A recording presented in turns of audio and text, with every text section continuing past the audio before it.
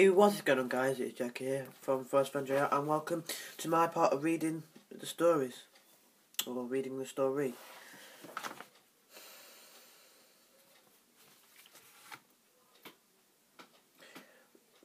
The Super Boys.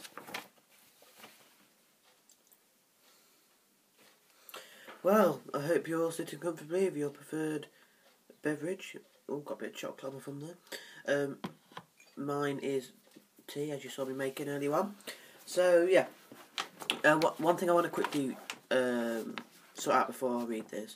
One of the names with the characters is one of our old friends, and I'm not going to say their name just in case they didn't want us to. So I'm going to say the other friend, just in case he didn't want his name to be said in our video. So yeah, it's slightly different format to Callum's. It's only two and a bit pages, and it's not got like a contents or anything like that. I just decided to write it as it was. So if you see him looking over there, it's just seeing what Callum was doing. So bear in mind, this was when I was like year 7, so I would have been about, I don't know, 11, 12. So just bear that in mind, please. The Super Boys by Jack. Oh, by the way, the villain in this story is called Kill. I don't know why. One dull day, 3 friends, Jack, the other friend, and Callum, had nothing to do. So Jack had an idea. Let's save the world today. I mean, who's just sat around and thinks, oh, you know what, I've got a brilliant idea, it'll be a bit of banter, let's save the world today. I mean, come on. Okay. So they sorted out who was what. Okay, that's very descriptive. Jack was a strong boy, the other friend was the underwater boy, and Callum is the flyer boy. Yeah, Jack. So I said Jack was. I meant to say Jack is, and the other friend is, not the other friend was. Right. So now, the boys discovered the bad guy Kill. He's after us. No, we're dead meat. No, we're not," said Jack. "Why? Remember, we're the Super Boys." "Oh yeah, spelled wrong." "How could you spell that wrong?" said Callum. Callum got in his plane. The other friend got in his submarine, and Jack got in his muscle-mobile. "Have you got your walkie-talkies?" Jack said. Called Jack. "Sure I have," said the other friend. "What about Callum?" asked the other friend. "Yeah, Callum, have you got yours?" "Oh no, only joking, got mine." "So what are we waiting for? Let's go," shouted Jack.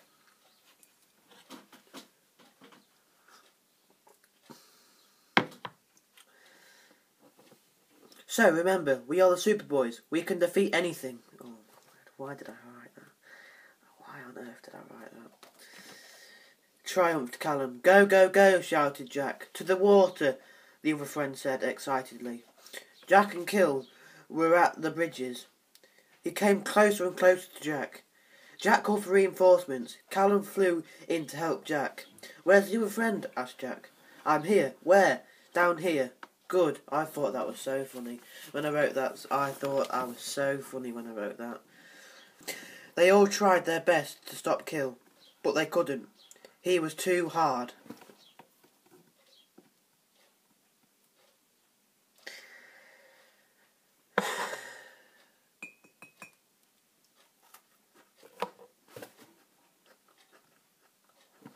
Oh my goodness. Right. I lost where I am now. He was too hard, but then Jack came up with an idea. The other friend breaks Kill's part of the bridge. By the way, Kill was put in all capitals with an exclamation mark after his name. So he is hanging off the bridge. I actually put "of," so I had to write with a pen another F. I was so good at English. So hanging off the bridge. Then Callum wedges him with his Aero Arm 2000. What a name. And what a way to kill someone or defeat someone. And to finish it off, I knock him off the bridge. "How about that?" said Jack. "Okay," agreed Callum. "Cool," said the other friend.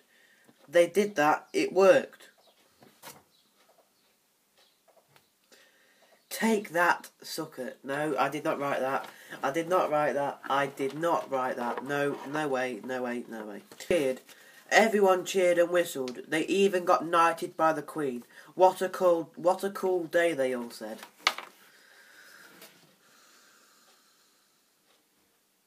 Just bear this in mind. I was only about 11, but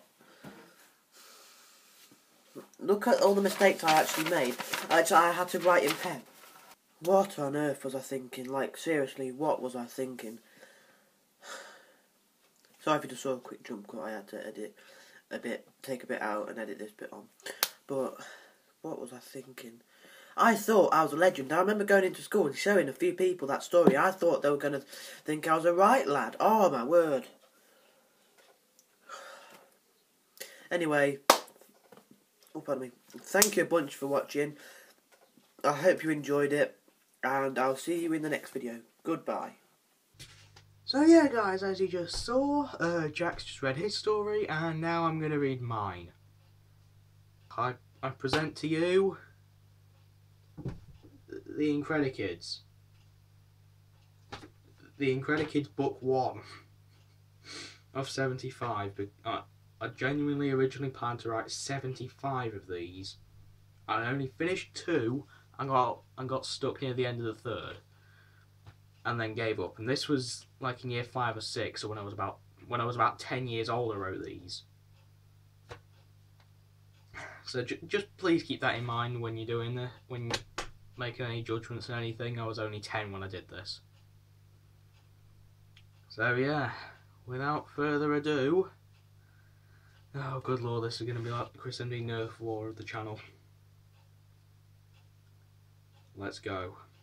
Okay. Here we go, guys. Let's go. Right. I'm not going to read the contents. I'm just going to go straight on with the story. Chapter 1. The Introduction. It's a creative name for a chapter like that. One day, it had been peaceful all day. At the Incredikids base, they were training 3 new kids. Callum, Amber and Jack. Callum was super strong, Amber was a good builder, and Jack was intelligent. The other people who were training them were called George and Harold. Harold was the leader, and George trained people. But there was one problem. Callum, Amber and Jack hadn't been told about the bad guy. Oh yeah guys, I should probably mention at several points during this story, there are several words highlighted in blue in the text, and that's because at the end of the book, I put a glossary of all the words, so I'll read the glossary at the end. Chapter 2, Dr. Lazarus. The bad guy was known as Dr. Lazarus. If you want to know how he turned evil, I will tell you. This is what happened. He worked at a special science company until they banished him. From that day on, he tried to destroy the world. The thing was, the Incredikids always stopped him. Once, he nearly destroyed Earth with a massive evil space station. But before I can tell you that story, I have to tell you this story. Chapter 3, Nighttime. That night, Dr. Lazarus looked for the Incredikids base. Finally, at 1 AM, he found a brick in a mountain not covered in moss. Dr. Lazarus touched it. Suddenly, a hole appeared in the same mountain. Dr. Lazarus had found the base. He sneaked in. Ha ha ha, he said. You can just tell I'm trying desperately not to laugh at my own writing when I was 10. Especially with what's coming up next, because there's a word I've completely made up. Chapter 4, In the Base. While he was in the base, Dr. Lazarus sneaked into the building room where Amber was sleeping. He tiptoed around until he saw some gold metal, electric wires, glass, and unsewn chairs. Then he had a very evil idea. He grabbed the box very quietly as so not to wake Amber up. Then he raced out of the base. Oh no. Right, anybody who's immature out there who's watching this, when I get to... Yeah, this is a part where it starts to get a little bit immature. Anyone immature out there who's watching this might understand why when I get to chapter 7. Chapter 5, City in Trouble. Soon, Dr. Lazarus arrived at his secret base. Build a space station with this lot, he said to a guard. Meanwhile, at the Incredikids base, they were having breakfast. Suddenly, the villain alarm went off. Everyone ran to the control room. When they were all there, Harold said, "The police station is on fire. Jack, Amber and Callum, go and sort it out." Off they went. Soon they reached the police station. Policemen were standing outside, and the policeman said someone was still inside. Jack ran off to get help. Chapter 6. The New Friends. Then Jack saw 4 kids blowing ice out of their mouths. "Can you help me put out a fire? Oh, what's your names?" "We'll tell you soon," said a girl. They ran off after Jack. Yeah, because you know, you're just strolling through the street and then you see 3 kids and a baby just blowing ice out of their mouths. Chapter 7. Mission done. Soon they arrived at the police station. Oh, good. Okay. They blew and blew until the fire disappeared. Callum yanked open the door. A policeman was lying on the floor, panting. "Thanks, Incredikids," the police shouted as the heroes flew off. Oh, good lord. I'm being immature right now and I really shouldn't be, but... Right. If you're wondering what the heck's going on, basically, police station's on fire. Incredikid Jack goes and finds 3 kids and a baby blowing ice out of their mouths in the street. They go to the police station, blow ice out of their mouths to put out the fire, and as a result, there's now a cop lying on the floor panting because 3 kids and a baby blew and blew.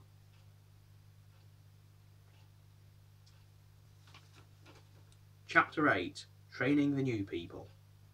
When the 7 heroes got back to the base, the 4 new friends were trained. Rose, the baby, had the easiest training. It was copying George. Ella did flying practice with Jack, Kieran did kung fu with Amber, and Aaron dodged fire. They all worked hard. Then Harold told everyone to stop. It was time to go to the spaceship Malevolence. Chapter 9. Off to the space station. Harold had made a few ships for the Incredikids. Harold told them how to drive it and what weapons they had. George sorted them into pairs. Jack and Callum, Amber and Ella, Aaron and Rose, and Kieran on his own. All of the heroes climbed into their own ships and flew off to the Malevolence. It was just next to Mars. Inside the ship, Dr. Lazarus had seen the 7 heroes coming. He was on the bridge. "Launch the small fighters," he shouted. His guards climbed into their ships and flew off. "We've got fighters coming in," shouted Amber. There was a big space attack near the bridge. "Fire!" yelled Dr. Lazarus. All the small guns on the ship began to fire. "Try shooting that big laser thingy there," shouted Jack. Then Jack and Callum's ship was shot. It immediately flew to the transport dock and crash-landed. "Sound the alarm! We have stowaways on board," shouted Dr. Lazarus. Amber told Ella to fly the ship to the transport dock so she could help her friends. Ella did that and flew back out to help the others.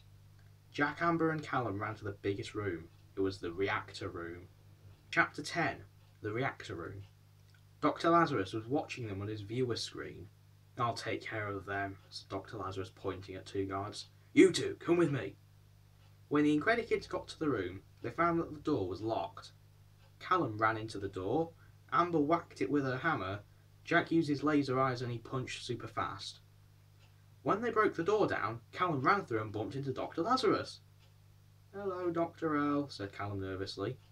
Jack quickly grabbed one of the guards and threw him into Dr. Lazarus. Amber had an idea. She bit Dr. Lazarus and the guards. Then she grabbed Jack and Callum and flew and hid behind the reactor. They flew to the top of it. Chapter 11. Defeating Dr. Lazarus. Amber could hear Dr. Lazarus shouting orders. "Find them!" he shouted. "We don't have long until Dr. Lazarus finds us," said Amber. "Fortunately, I have a plan." Amber discussed her plan. "Good idea, then we've saved Earth," shouted Callum rather loudly. "Shh," whispered Jack. "Quickly, let's get what we need." After that, they wheeled a catapult to the room. Jack got a big rubber band and put it in position. Callum stretched it back, making sure it was aimed at the reactor. Jack flew and hid behind Dr. Lazarus, ready to follow and push him. Amber stood in front of the catapult. Dr. Lazarus jumped and grabbed Amber. Jack took Dr. Lazarus and put him in the catapult. Callum released the rubber band and Dr. Lazarus went flying. He bounced off the reactor and hit the control panel when he was on the floor. He had activated the self-destruct. The reactor started to splutter and shake. Then the room shook. Amber took Dr. Lazarus out of the room. Up on the bridge, the guards were getting ready to fire the big laser gun. "Target Earth, be ready to fire," said Dr. Lazarus over his comlink. One guard targeted Earth while the one next to him charged up the gun. "Hey Ella," said Jack. "Shoot the gun." "On it," said Ella. The heroes took Dr. Lazarus and flew to the transport dock. Dr. Lazarus wiggled free and got in his UFO. He wiggled free and got in a UFO. And the ways for a villain to escape. He's being carried to the docking bay of his ship by a kid. He just wiggles free and gets in his UFO and flies off. You know, like all the good villains do. "Never mind," said Jack. "What matters now is getting out of here," said Amber. "Our ship got trashed in the battle outside." Oh no. "Our ship got trashed in the battle outside," said Callum, pointing at his ship. "At least I can build it quickly again," said Amber. Once it was built, the ship wobbled. Then the rebuilt ship fell out into space. I'm sorry, but that would just not happen in the real world. Let me just show you a physical example of what I just described. So hopefully you're seeing this thing. Hopefully, yes you are. And just imagine this is the big mothership, and then about here, this wing on the side of this thing. Here we go. That wing there is supposed to be where the transport dock is. And then this little Lego thing is the ship, the Incredikids one. The ship does that, and then all of a sudden this thing just falls out like that into space. Because forget physics. "What are we going to do?" asked Callum. "I've got it! Amber, contact Ella," shouted Jack. "Callum, let's put one of those helmets on. We can hold on to the ship and survive that way." Chapter 12. Kaboom. On the bridge, the guards were just about to fire. Boom! The ship wobbled. "What was that?" asked a guard. "Fire!" screamed Dr. Lazarus into his comlink. Kieran and Aaron shot the gun again and again. Boom! The gun exploded in the middle of it. The guards fired the gun. Suddenly, the whole gun exploded. Kaboom! Ella got to the transport dock, took the three inside the Malevolence out, and flew back to Earth. The others followed. Then the Malevolence exploded. Kaboom! Mars got knocked to the side. I'll explain how that's stupid in a second, guys. All the bits used to build it fell to Mars and Earth. The guards went floating through space to Neptune and Pluto. We should have put a helmet on. Right, okay. I'm pretty sure a giant spaceship exploding would not knock a planet out of orbit. This is basically the equivalent of the ISS exploding and knocking Earth out of orbit. Would that happen? Probably not. All the bits used to build the Malevolence, they fall into Mars. I can understand, they're close enough to that for the gravity of Mars to pull them in or whatever. Earth, yeah, but that's it. They're just going to there. They're not going, out towards Jupiter or anything like that. And now we've got human beings just floating through space, not with a helmet or any sort of safety precautions on or anything like that. They somehow survived the explosion of a ship that knocked a planet out of orbit. They're just flying through space on their own, not wearing any suit or anything like that, over towards Neptune and Pluto, where they would undoubtedly freeze to death. They would have frozen to death before they got there. Just talking despite sound not being able to travel through space. Planets being knocked out of orbits by ships. All the parts of it fall into two specific locations. Human beings surviving ship explosions, floating through space, surviving wearing nothing and talking despite there not being any sound waves that can travel through space. You can tell I didn't know a single thing about science when I was 10. Chapter 13. Amber Kidnapped. While the guards had their long talk, the Incredikids were flying to Earth. "We won," said Rose. Bang! Dr. Lazarus was attacking Ella and Amber's ship. "I can survive for a while," said Amber, jumping into space. Then Dr. Lazarus jumped out of the UFO, grabbed Amber, and got back in the UFO. "Ha ha ha," laughed Dr. Lazarus, flying to a town called St. Mystere. "You're going into a tower," said Dr. Lazarus. "Harold will have a plan anyway," said Amber.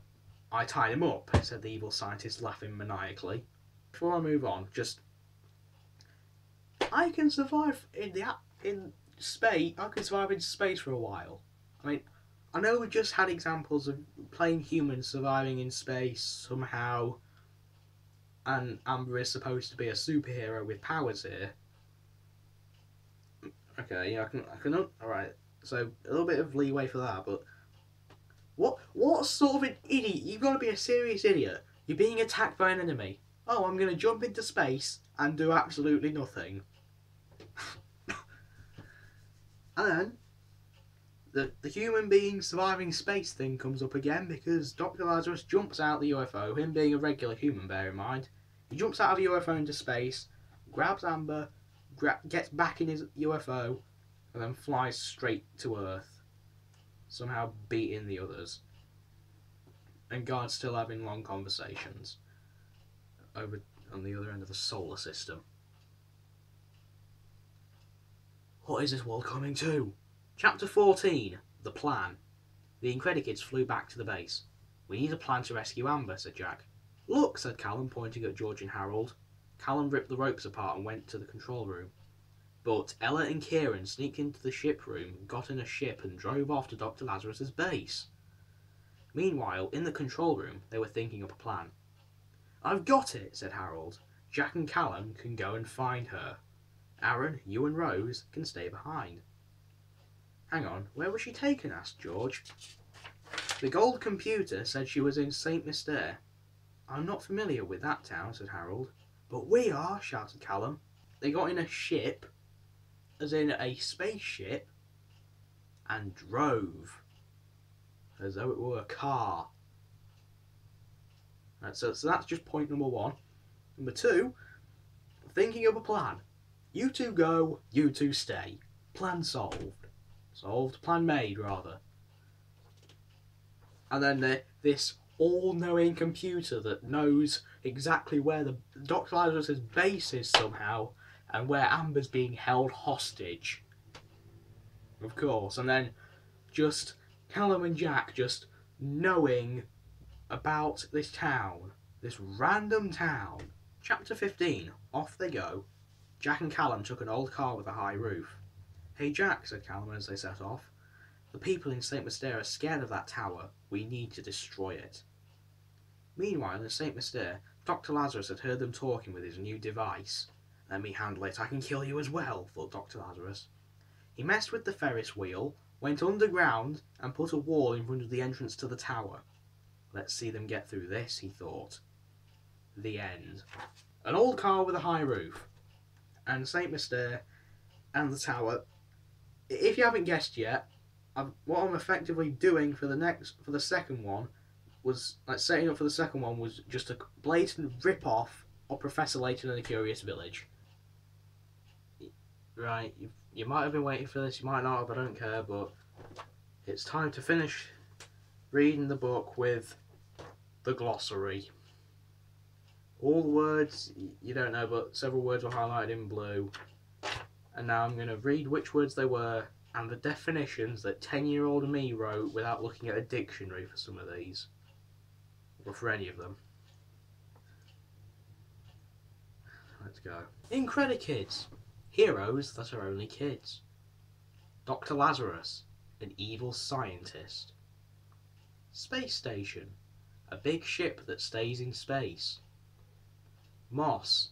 Something that's green or grey that can be found on old buildings. City, where most people live. Policeman, guys that arrest people. Police station, where the police live. 7, a number.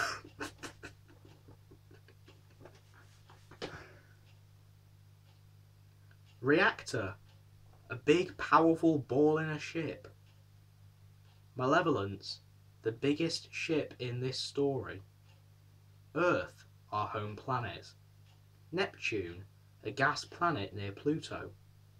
Pluto, the planet at the back of the solar system near the Kuiper Belt. Saint Mystere, a town near the mountains. Mars, the planet behind Earth. UFO, another word for a spaceship. Catapult, something that can fire stuff. Minus 10 out of 10 IGN. Never reading again. But other than the bits which I've already gone over, there are a few, actual legitimate problems with this story. Other than Mars being knocked out of orbit by a space station explosion. The fact that I blatantly rip some of this stuff off from other popular franchises. But guys, if you were listening at the start, you'll have noticed I said that I made 75 of these, or planned to, and I only finished 3. Or finished 2, but didn't quite finish the 3rd and gave up. I do have a copy of the 2nd, right here. And just so you know, that's literally not the same thing I've just held up twice. It is, see? Look, see? 2 different things. So, yeah. So if you enjoyed this, and you want to see me read Book 2, Saint Mystere, then let me know, I guess. Yeah, that's it for me. I hope you enjoyed listening to me read my 10-year-old story. And by 10-year-old, I mean I wrote it when I was 10, like I said several times. But yeah, I hope you enjoyed me reading that to you. I hope you were able to point a laugh at the story. And me. But more so me. And yeah, thank